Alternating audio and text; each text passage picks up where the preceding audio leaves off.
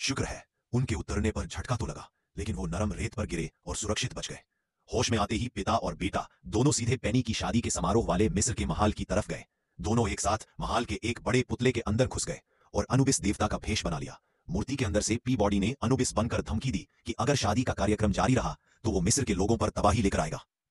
किस्मत से ये छाल सफल रहा और पुरोहित और राजा परिवार ने तुरंत शादी रोक दी। लेकिन बदकिस्मती से दोनों के मिलकर वजन की वजह से मूर्ति टूट गई और उनका राज खुल गया।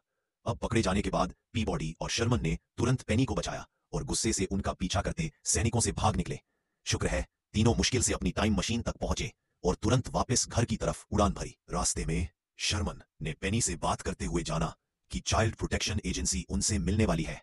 ये सुनकर वो हिल गया और इस वजह से बड़ी लड़ाई हो गई, क्योंकि छोटे लड़के ने अपने पिता से यह बात छुपाने पर नाराजगी जताई। लेकिन लड़ाई ज्यादा देर चलती उससे पहले ही उनकी टाइम मशीन एक काले गड्ढे ब्लैक होल के पास आ गई, जो यूज अपनी तरफ खींचने लगा। मैग्नेटिक वैक्यूम ने वे बैक मशीन को हाइपर स्पीड में डाल दिया।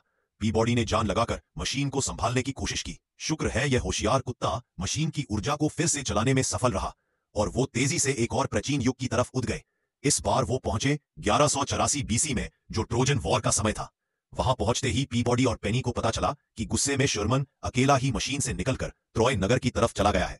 चिंतित होकर दोनों युद्ध ढूंढने निकले और जल्द ही युद्ध के बीच भागता हुआ पाया उस पर शत्रु अटैक करने वाले थे कि समय पर पीबॉडी ने आकर उसे बचा लिया। तभी पेनी खुद को ट्रोजन हॉर्स के अंदर कैद पाती है, जहां से वो जोर जोर से मदद के लिए पुकार रही होती है, क्योंकि घोड़ा एक खतरनाक चट्टान की तरफ खिसक रहा था। उसकी चीख सुनकर पीबॉडी ने तुरंत रस्सी का इस्तेमाल करके घोड़े की चल को रोका और उसे चट्टान के किनारे रोक दिया। पेनी को बचा लिया गया, लेकिन इसी बीच शर्मन गलती से घोड़े का बैलेंस बिगाड़ देता है और घोड़ा दोबारा चट्टान की तरफ खिसकने लगता है। यह देखकर पीबॉडी ने तुरंत छलांग लगाई और दोनों डरे हुए बच्चों को बचा लिया, लेकिन इस प्रक्रिया में खुद की जान दे दी।